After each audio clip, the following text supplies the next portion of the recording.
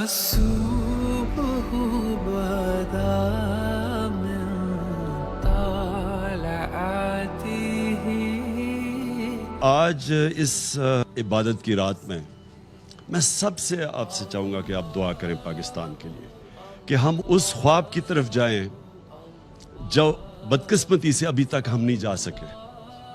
اور وہ خواب کیا تھی کہ وہ خواب تھی ایک عظیم قوم نے کھڑا ہونا تھا مدینہ کی ریاست کے اصولوں کے اوپر. پاکستان نے ایک اسلامی فلاحی ریاست بننا تھا اور وہ مدینہ کی ریاست کے اصولوں کے اوپر کھڑا ہونا تھا.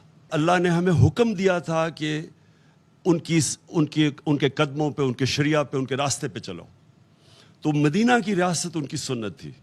نبی صلی اللہ علیہ وسلم نے مدینہ کی ریاست میں انسانوں کی زنجیریں توڑ دی تھی. تو وہ ساروں ان کو پر لگ گئے تھے، ان کی پرواز شروع ہو گئی تھی، وہ اقبال کے شاہین بن گئے تھے. سب کو دعا کرنا چاہیے کہ ہماری یہ پرواز جو روک رہی ہے، جو قوم نے عظیم قوم بننا ہے، امت کے اور رہے بڑی بڑی بلائیں دعا سے ٹل جاتی. تو واحد شہنشاہ ہے جو فقیروں کو دیکھ کے خوش ہوتا ہے. آج تیری محبوب کی امت دکھوں میں اور ظلم و ستم میں پسی ہوئی. ہم تیرے در پہ اس لیے آئے ہیں کہ ہم تھک گئے میرے مولا، ہماری کوئی سننے والا نہیں ہے میرے آقا. ہم بے بس ہو گئے ہیں، ہم بھٹکے ہوئے راہی ہیں، ہم اندھیری رات کے مسافر ہیں.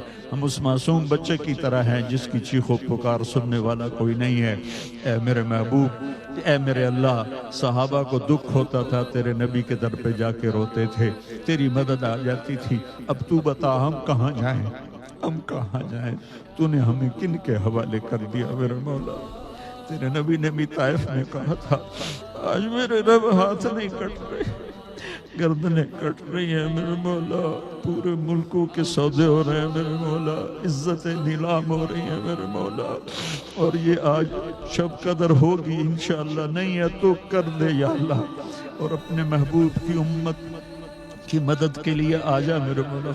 آمین برحمتک یا ارحم.